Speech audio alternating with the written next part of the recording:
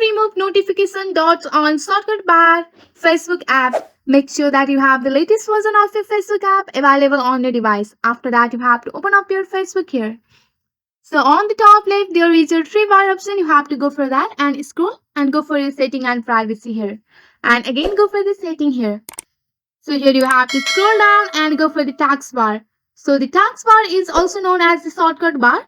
You have to go for the manage notification dot here.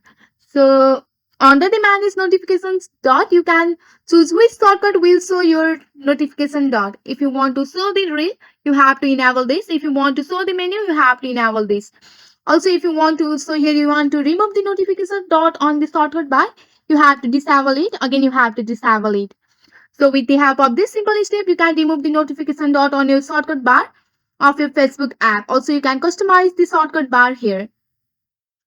So that's it for today. If you like this video, please hit that like button and subscribe for more. I will see you in the next one. Thank you.